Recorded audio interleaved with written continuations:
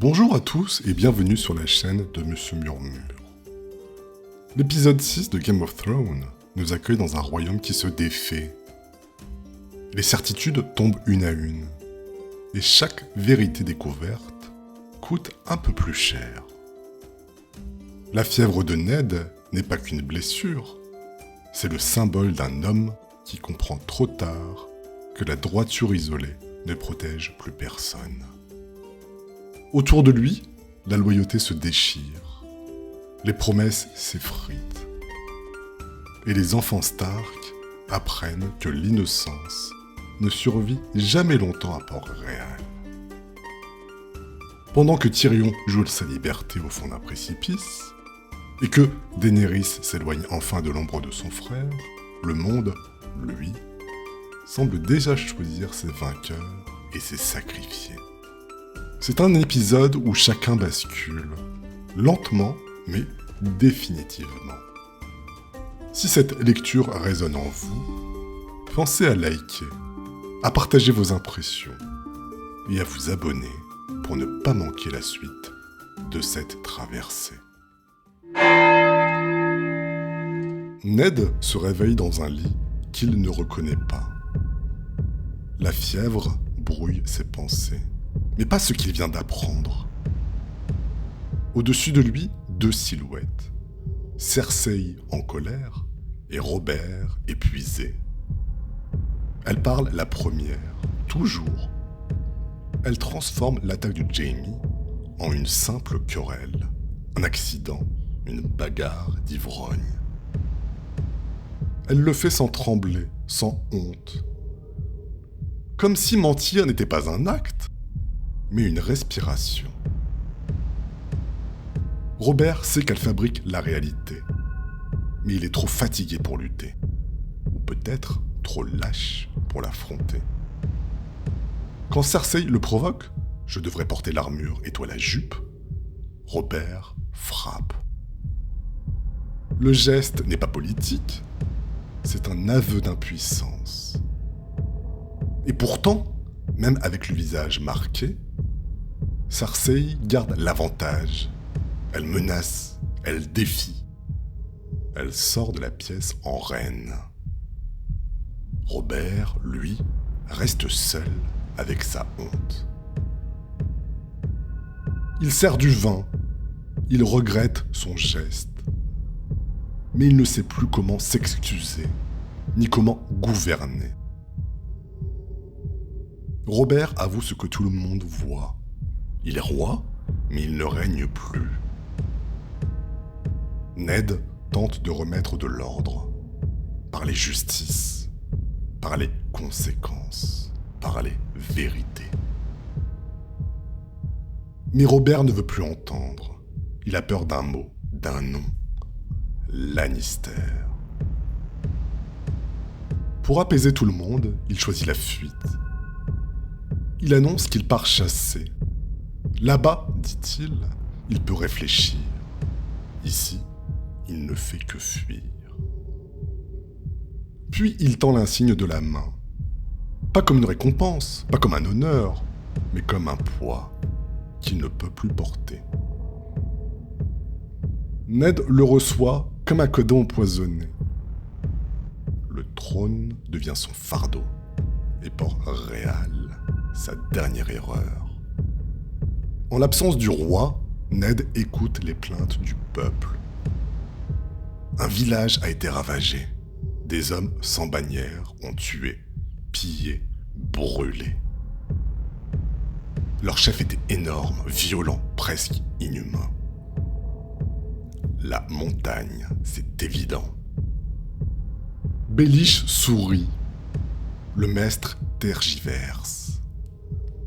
Chacun protège ses intérêts. Mais Ned, lui, protège l'ordre. Il bannit la montagne, le dépossède, le condamne. Et surtout, il convoque Tywin Lannister comme un vassal ordinaire, sous 15 jours. Dans cette salle, un silence se fait. Un silence qui dit tout. Ned Stark vient de déclarer la guerre sans s'en rendre compte.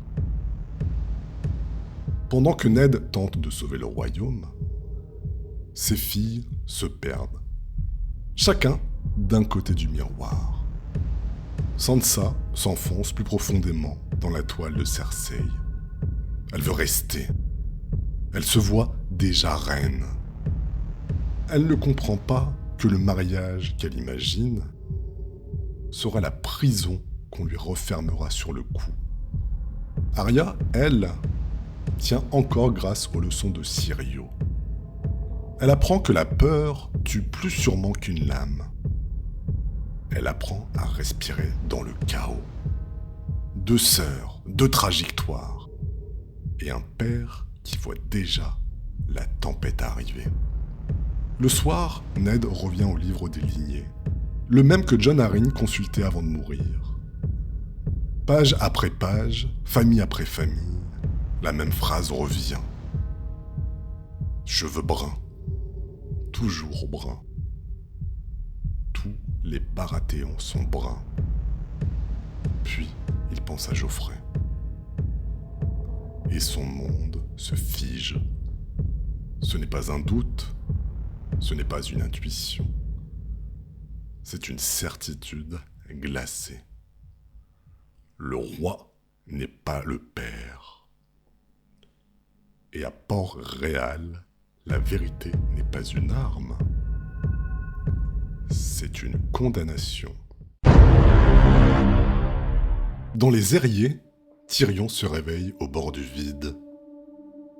La cellule n'est pas une pièce, c'est une menace. Le sol penche. La porte donne sur le ciel. Un pas de trop et l'air devient tombeau. Mord arrive, une brute. Un geôlier qui ne parle qu'avec les poings. Tyrion tente de négocier. Mais ici, l'intelligence n'a aucun poids. La seule chose que les Airiers respectent, c'est la peur. Alors Tyrion fait ce que les Lannister savent faire mieux que tout le monde. Il raconte une histoire. Pas une confession, pas une vérité. Juste assez de mots pour attirer l'attention. Il évoque l'or, les dettes payées, les proverbes qui voyagent plus vite que les armées. Et cette fois, Mord écoute.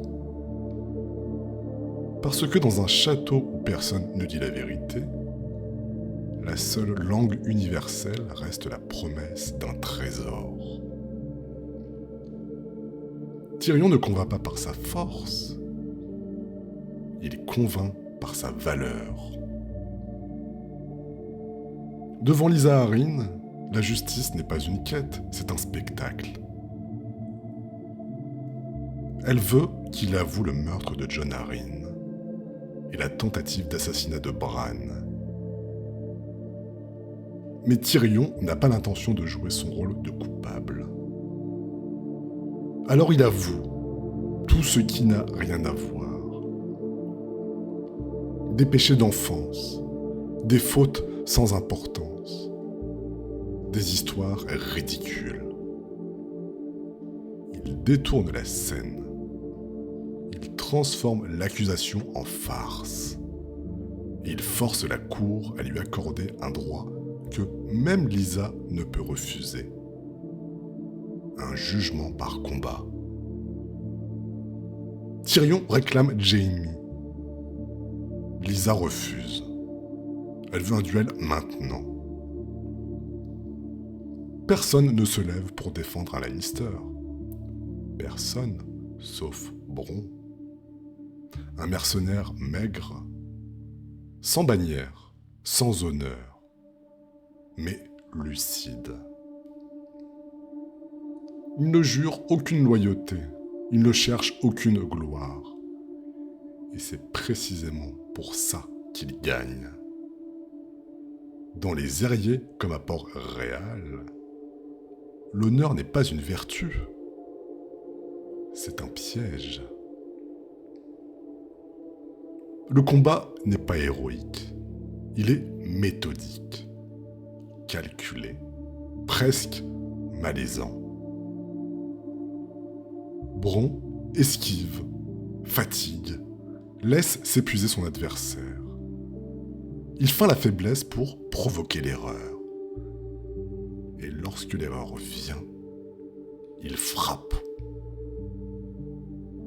Le champion des Aériers tombe dans le vide. Un silence glacé envahit la salle. La justice de Lisa vient d'être vaincue par les règles qu'elle brandissait.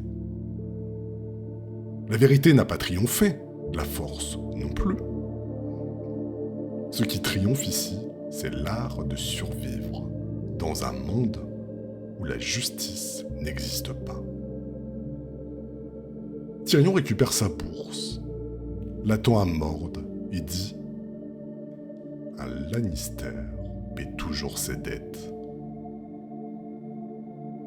Aux Aériers comme à Port-Réal, la justice n'est qu'un décor. Bran rêve encore du corbeau à 3 yeux. Toujours le même, toujours au-dessus de lui. Un appel qu'il ne comprend pas, mais qui commence à prendre racine. Hodor entre avec la selle construite pour lui. Un objet simple, mais qui lui rend un peu de ciel. Pour Bran, ce n'est pas une promenade. C'est la première fois depuis sa chute qu'il se sent vivant. Robb et Théon l'accompagnent. Et déjà, quelque chose sonne faux entre eux. Théon parle de guerre, comme s'il était un Stark. Comme si le Nord lui appartenait. Robb le rappelle à l'ordre. Mais l'amertume de Théon est là, visible, prête à grandir. La fracture existe déjà, bien avant la trahison qui viendra. Bran s'éloigne, trop, et des vagabonds surgissent du bois. Ils sont affamés, nerveux, et surtout terrifiés par ceux qui rôdent au nord du mur. Ils fuient quelque chose que personne ne croit réel. Les marcheurs. Ils veulent le faire descendre. Bran ne peut pas. Il tranche la cuisse. Mais il ne sent rien. Encore une enfance qu'on lui arrache. Encore un morceau de lui qu'on éteint. Robb arrive, trop vite, trop jeune, trop intransigeant. Il tue, pour la première fois. Sans gloire, sans héroïsme, juste pour sauver un frère. Et dans ce combat, Robb ne protège pas seulement Bran, il commence, sans le savoir, à prendre la place de Ned. Quand l'un des vagabonds prend Bran en otage, c'est Théon qui tire la flèche qui change tout. Robb voudrait le remercier, mais il ne peut pas. Parce que Théon aurait pu le blesser. Parce qu'il a pris une décision qui ne lui appartenait pas. Entre eux, quelque chose se brise, là, dans un geste qui devait sauver. Dans un geste qui sépare. Une femme survit, une sauvageonne. Une fille du Nord profond. Robb décide de la garder. Pas par bonté, pas par cruauté, par nécessité. Il ne comprend pas encore que cette décision va changer son destin. Mais Winterfell, dans cet épisode, n'est plus un refuge. C'est un royaume d'enfants qui apprennent que le monde ne les épargnera pas. Daenerys tient un œuf de dragon entre ses mains. Elle le regarde longuement. comme si quelque chose l'appelait depuis l'intérieur. Elle l'approche du brasero, trop près. Les flammes lèchent la coquille. La chaleur devient impossible. Sa servante la prévient, paniquée. Mais Daenerys ne lâche pas l'œuf. Elle ne sent rien. Aucune brûlure, aucune douleur. Quand la servante prend l'œuf, elle se brûle les mains. Daenerys, non. Le symbole est posé. Le feu la reconnaît avant que son peuple ne le fasse. Le rituel commence dans un cercle de Dothraki, devant les chamans. Daenerys doit manger un cœur cru, un cœur encore chaud. Ce n'est pas une épreuve, c'est une naissance. Manger le cœur, ce n'est pas prouver sa force, c'est accepter d'être lié au destin du peuple. Drogo la regarde, plein de confiance silencieuse. Il ne l'encourage pas, il la reconnaît déjà. Chaque bouchée est un acte de volonté. Chaque regard vers Drogo est une promesse. Les murmures parlent du fils qui vient, de l'étalon qui a monté le monde. Un enfant que Viserys craint déjà. Un héritier qui le rend inutile. Et quand Daenerys manque de vomir, elle ne flanche pas. La tribu retient son souffle. Elle se redresse. Elle réussit. Le peuple l'acclame. Drogo se lève. Il la porte en reine. Et ce jour-là, les Dothraki ne suivent plus Daenerys, parce qu'elle est la femme de Drogo, mais parce qu'elle devient la leur. La Khaleesi n'est plus un titre, c'est une réalité. Viserys regarde la scène de loin. Il voit sa sœur être honorée, être portée, être reconnue. Et il comprend que son rêve ne lui appartient plus. Il entre dans la tente, ivre, nerveux, cassé. Il veut les œufs, il veut son trône d'or, sa couronne promise. Mormont l'arrête, pas par violence, par pitié. Car même lui voit que Viserys est déjà perdu. Viserys hurle, tremble, insulte. On dirait un roi qui se débat dans l'eau avant de se noyer. Mais Mormont reste calme, presque immobile. Comme si la scène ne le concernait plus. Il ne voit plus un roi, il voit un homme dangereux, instable. Il fait un pas de côté, le dernier. Viserys entre dans le hall. Il pointe son épée sur Daenerys. Il menace son enfant. Drogo écoute, silencieux. Puis il répond. Il aura sa couronne. Une couronne que les hommes craindront. Viserys sourit. Il a enfin gagné. Du moins, le croit-il. Drogo fait fondre l'or. Le métal devient liquide, brûlant, fatal. Deux hommes le tiennent. Et Drogo déverse la couronne sur la tête de celui qui la voulait tant. L'or recouvre son crâne. Sa voix se brise, puis il se tait. Daenerys regarde, sans trembler, sans cligner des yeux, sans pleurer. Elle dit simplement « Il n'était pas un dragon. Le feu ne peut tuer un dragon. » Et dans ce silence, la reine naît vraiment. Pas dans le sang, mais dans la vérité.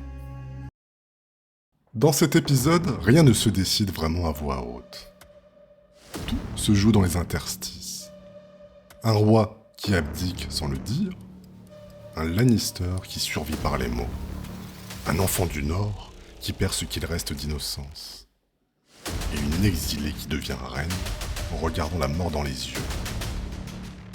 Ce n'est pas un tournant spectaculaire, c'est pire. C'est le moment où chacun prend la direction qui le conduira à sa propre chute, ou à sa légende. À Port-Réal, à Winterfell, aux Airiers, ou dans les Plaines des Sauces, le monde continue de basculer en silence, et personne ne réalise encore